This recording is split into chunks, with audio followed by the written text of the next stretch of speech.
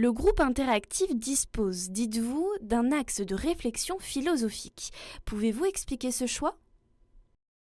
Le choix de l'axe philosophique s'est précisé au fil du temps. Nous avons fait nos classes en quelque sorte en donnant au début de notre pratique une place privilégiée aux difficultés de la période alcool et de celle qui suit, celle du sans-alcool, qui comprend les réalcoolisations, l'ambivalence, le non-deuil du produit, le défaut d'élaboration mentale. Nous proposons encore toutes sortes de thématiques non philosophiques concernant le fonctionnement mental, comportemental, relationnel et social. Il est cependant exact que nos thèmes de réflexion comportent pour la plupart un arrière-plan philosophique. Pourquoi? Parce que c'est nécessaire. Nous ne sommes pas des automates. La philosophie est l'envers de la compulsion. Qui se soucie de la philosophie aujourd'hui? La philosophie est malmenée depuis longtemps. Elle a de nombreux visages et de nombreux adversaires. Et il n'y a pas de modèle déposé. Je me souviens de mon professeur de philosophie. Je crois, avec le recul, qu'il nous avait appris à nous taire, à écouter, à nous détacher des certitudes. Il nous avait familiarisés avec le doute méthodique de Descartes et encouragés à penser de façon personnelle.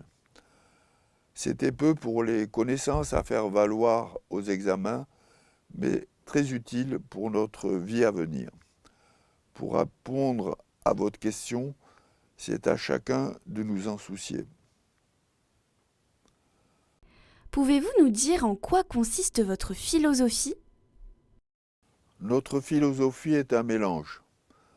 En premier lieu, l'alcoolique sobre se doit d'être stoïcien. Il doit accepter de ne pouvoir modifier sa perte de capacité à consommer de l'alcool. Ce choix l'aide à se détacher émotionnellement des difficultés existentielles. Parallèlement, il distingue mieux ce qui relève du sens commun, par exemple boire avec modération, de ce qui est pour lui le bon sens, s'abstenir de boire de l'alcool. Il peut espérer ainsi vivre la responsabilité de ses plaisirs et le plaisir de ses responsabilités. L'épicurien se distingue de la masse des gens, assoiffés de considération, de bien, de certitude et de conformité.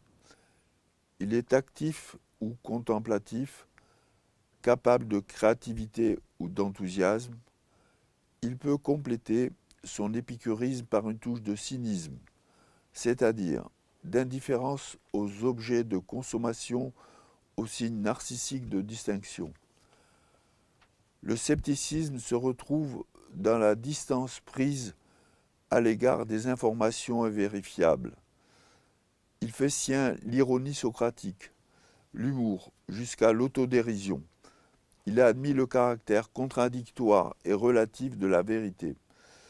Il croit en la valeur du présent, des 24 heures à la fois.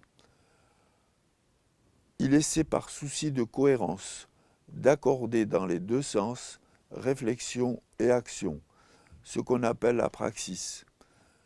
Il s'applique à mieux se connaître avec l'aide d'autres miroirs. Pourquoi parler d'épicurisme pragmatique? Le plaisir de vivre se heurte constamment aux contraintes du réel. L'épicurisme n'a rien d'un discours abstrait.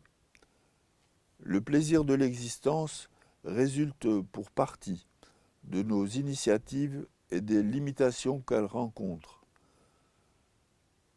La liberté ne s'éprouve qu'à partir de ce qui la restreint.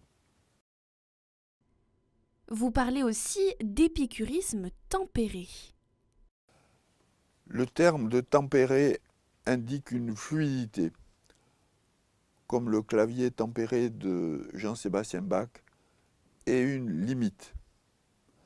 À un moment, quand la patience active et l'action individuelle ne suffisent plus, la pression des réalités peut contraindre à adopter un pas de côté et une action de résistance à caractère politique, ce que nous effectuons présentement.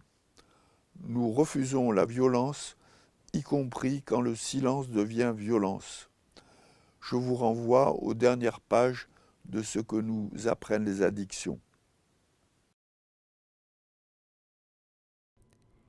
Au final, votre philosophie a une dimension politique. Comment pourrait-il en être autrement? Le fait d'avoir un problème d'alcool met à la merci de l'opinion, des mises à l'écart et des sanctions. Les patients se sont certes longtemps attachés à faire leur propre malheur. La société les incite cependant à consommer, à l'exception du mois de janvier.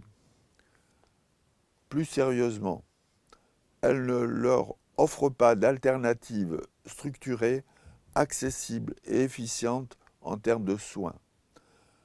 Elle tolère mal leurs différences, y compris quand ils cessent de boire. D'une façon générale, quoi de plus politique que l'exercice du discernement?